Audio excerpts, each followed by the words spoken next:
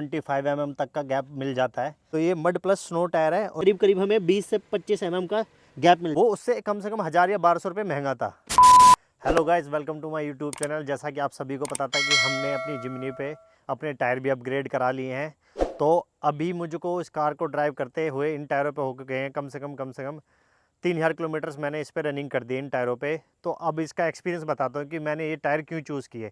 तो जैसा कि आप सभी को पता है कि कंपनी के साथ जो स्टॉक टायर आते हैं वो आते हैं 195, 80 और 15, जो कि टायर की हिसाब मतलब टायर जो है काफ़ी पतला लगता है कार के हिसाब से। जो जिमनी है इसके हिसाब से काफ़ी पतला लगता है। तो हमने जो अपग्रेड किया है वो किया है अपोलो एप्टेरा 82 टायर, जो कि मड प्लस स्नो है। जैसे कि आप देख पा रहे होंगे, अभी हम ऑफ रोडिंग करके आए थे तो इस वजह से इस पर डस्ट आ गई है। तो ये मड प्लस स्नो टायर है और जो इसका ट्रेड है वो भी आपको दिखा देता हूँ मैं। जैसा कि आप देख पा रहे होंगे इसका ट्रेड भी काफ़ी अच्छा है और जो इसका साइज है वो है 225 70 15 इंच। जो इसकी हाइट है वो मैं आपको एक डायग्राम दिखा देता हूँ डिस्प्ले पे। जैसा कि आप देख पा रहे होंगे डायग्राम को, इस डायग्राम पे मैंने दोनों टायर को अपग्रेड किया है। इसके अलावा जो ऑप्शंस थे मार्केट में वो जो हमें प्रोवाइड करा थे, या तो 215 का साइज़ मिल रहा था या 235 का साइज़ मिल रहा था। एक अपोलो ही ऐसा टायर था जिसमें हमें 225 का टायर मिल रहा था। 215 को हमने इसलिए अपग्रेड नहीं कराया क्योंकि 215 कुछ ज़्यादा मेजर एनहांस नहीं करता था लुक को। 225 उससे ज़्यादा थोड़ी एनहांसमेंट दे रहा था लुक में। और 235 का रीज़न ये था कि जब हम कार को चलाएंगे तो या तो वो इन पे फेंडर्स पे आर्टिकुलेशन के टाइम इन फेंडर्स पे टच होता है या फिर वो आगे टच होता है। जब हम अपना टर्न करते हैं टायर को तो वो टच होता है। तो इस वजह से हमने 225 को ऑप्ट किया है। और इस टायर में जैसा कि मैं आपको अभी स्टार्ट करके बताता हूँ, जो मेन रीज़न है 235 पे अपग्रेड ना करने का वो इसलिए है कि मुझे अपनी कार को अपलिफ्ट नहीं कराना था, जो कि काफ़ी एक एक्सपेंसिव प्रोसेस है, और मुझे अपनी कार के लुक्स को एनहेंस भी करना था। तो उसके लिए मैंने 225 को ऑप्ट किया।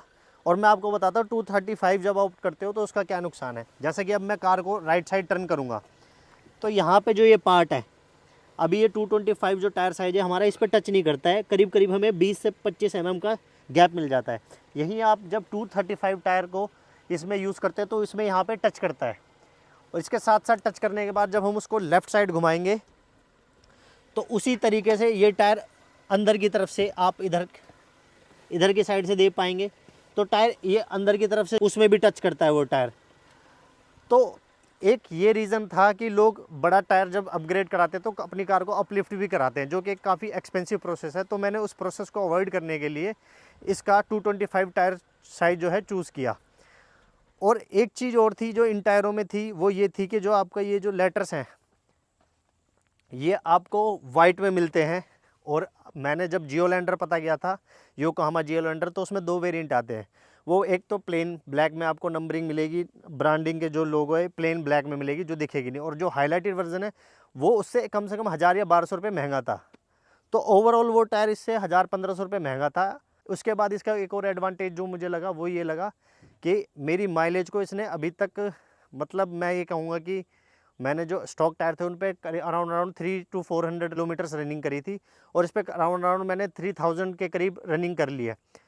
तो मैं जब कश्मीर के टूर पे गया था तो इसने मुझे जो टॉप बेस्ट माइलेज दी थी वो अराउंड दी थी 16.7 की। और जो मैं लोकल में ड्राइव कर रहा हूँ अब मुझे आ रही है, जो मेरी सिटी ड्राइव है दिल्ली टू गुड़गांव की, उसमें मुझे जो माइलेज आ रही है वो 13.3 की आ रही है। तो मतलब इसने कहीं मेरी माइलेज को इतना ज़्यादा कहीं डैमेज भी नहीं किया। तो मतलब ये काफ़ी परफेक्ट लगा। अब रही बात आ जाती है इसकी आर्टिकुलेशन की। जैसे कि आपको डाउट होगा कि जब हम आर्टिकुलेशन करेंगे तो कहीं ये टच तो नहीं होगा। तो वो चीज़ भी मैं आपको भी प्रैक्टिकली करके बता देता हूँ। अब हम आर्टिकुलेशन का टेस्ट करने के लिए इसको मैं दोबारा से यू टर्न लेके और किसी ऐसे मतलब स्टोन वगैरह पे चढ़ा के फिर आपको दिखाता हूँ कि इसमें आर्टिकुलेशन में इसका टायर टच होता है कि नहीं होता।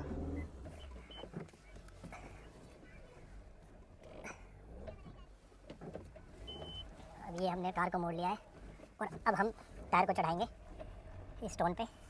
तो अब हम इसको ट्राई करेंगे एक जगह से इस स्टोन पे चढ़ाने के लिए, सो दैट कि आपको एक आर्टिकुलेशन का डेमो दे सकूं मैं।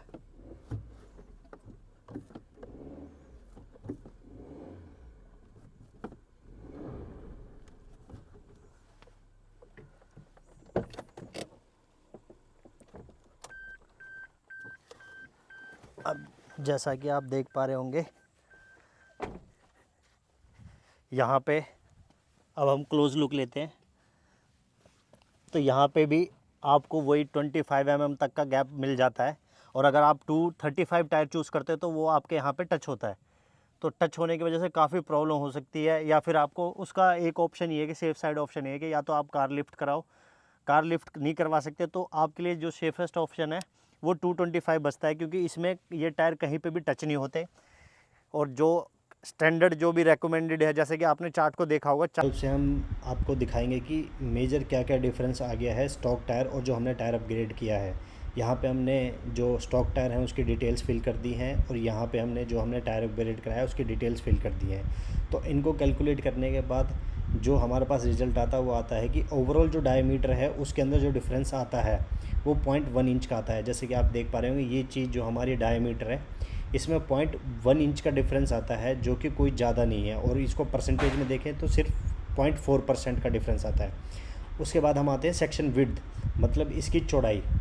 तो जो स्टॉक टायर है उसकी जो हमारी विड्थ है वो 7.7 इंच है, और जो हमने अपग्रेड कराया है वो है 8.9 इंच, जो कि हमें 1.2 इंच का एक एक्स्ट्रा विड्थ देती है टायर में, जो कि इन परसेंटेज में चेक करें तो 15.4% हो जाती है। अब बात आती है साइड वॉल हाइट की। जो साइड वॉल हाइट है वो ये चीज़ है। जो हमारा स्टॉक टायर था उसकी जो साइड वॉल हाइट थी वो 6.1 इंच थी, 6.1 इंच थी। और जो हमारा अपग्रेडेड टायर है उसकी जो साइड वॉल हाइट है वो 6.2 इंच है।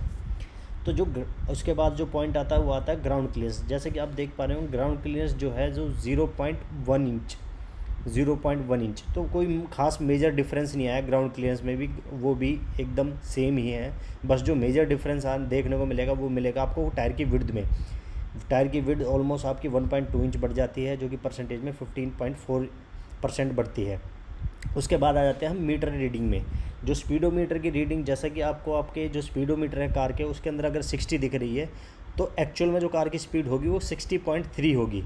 तो ये एक स्पीडोमीटर का जो एरर है वो इसमें 0.3 का एरर आएगा। अगर आप 195 से 225 को अपग्रेड करते हो तो उसमें जो आपको स्पीड का एरर आएगा वो 0.3 का आएगा, जैसे कि आप देख पा रहे हैं इस कैलकुलेशन के अकॉर्डिंग। तो एक तो ये मेन मेजर पॉइंट हो गया। उसके बाद जब हमारे पास जो इसका रिजल्ट आता है कंपैरिजन के बाद, वो रिजल्ट आता है the difference of diameter does not exceed 3%, मतलब जो ओवरऑल डिफरेंस है वो 3% को एक्सीड नहीं करता है। तो मतलब हम सेफ साइड है।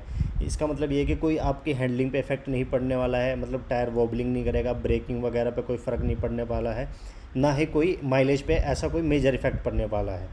यही हम अब इस स्टॉक टायर को 195, 80 और 15 को अगर हम कैलकुलेट करते हैं 235 से, जैसा कि आप अब देख पा रहे होंगे, ये यहाँ पे हमारा स्टॉक टायर आ गया जिमनी का 195, 80 एंड 15। उसके बाद हमने इसको चेंज कर दिया है 225 की जगह अब 235 कर दिया है, 235, 75, 15।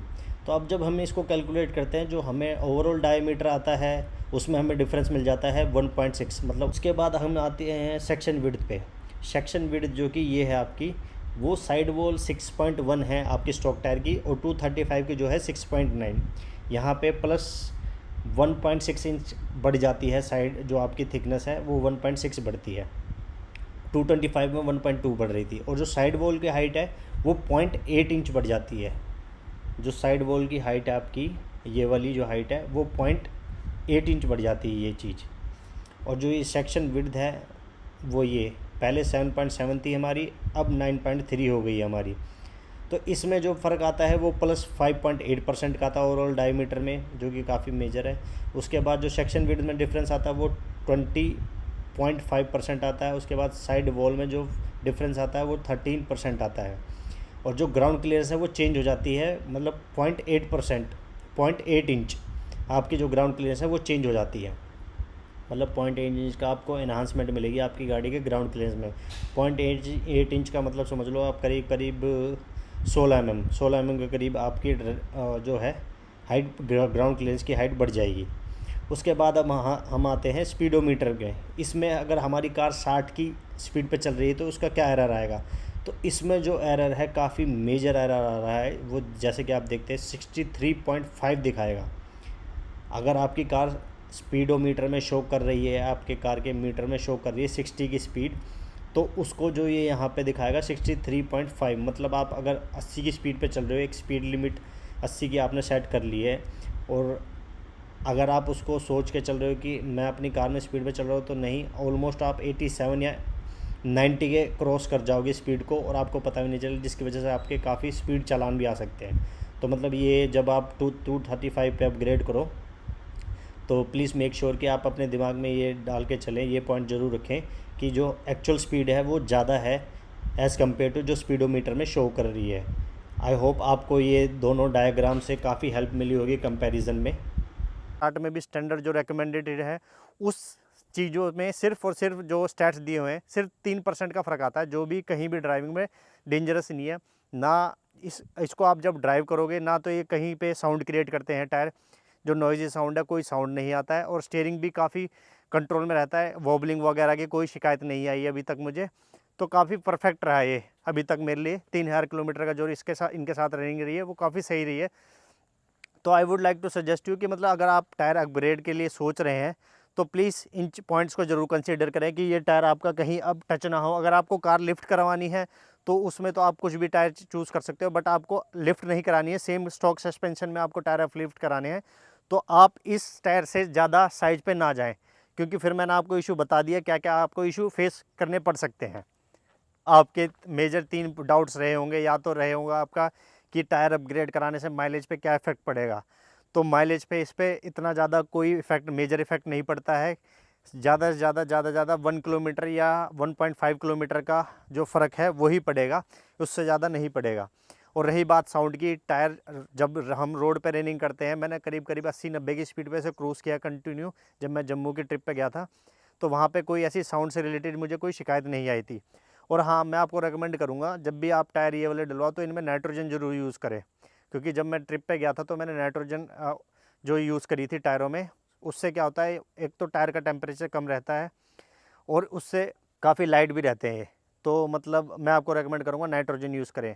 और सेकंड आपका डाउट होगा कि स्टीयरिंग जो आपकी हैंडलिंग है वो कैसी है, तो हैंडलिंग में भी गाइस इतना कोई ज़्यादा मेजर फ़र्क नहीं आता। जैसे कि आप 235 जो टायर हैं उन पे आप 80-90 से ज़्यादा क्रूज़ करोगे तो वो वॉल करते हैं वो थोड़ा सा, तो वो शिकायत भी इसमें बिल्कुल देखने को नहीं मिली है। मतलब एकदम परफेक्ट कॉम्बो लगा मुझे। अगर आप टायर अपग्रेड कराना चाहते हैं तो 225 पे ही अपग्रेड करें, किसी भी कंपनी पे भी। अगर आपको लिफ्ट करवानी है कार तो 235 पे जाएं, अदरवाइज़ आप स्टिक टू 225 स्टॉक सस्पेंशन के साथ। तो गाइज़ अगर आपका कोई टायर से रिलेटेड कोई डाउट रह गया तो प्लीज़ कमेंट करें, मैं आपके जितने भी क्वेश्चंस हैं, डाउट्स हैं, उनको क्लियर करूंगा आपके कमेंट्स में उनका रिप्लाई करके। तो अगर आपको वीडियो अच्छी लगी हो प्लीज़ हमारे चैनल को सब्सक्राइब करें, वीडियो को लाइक करें।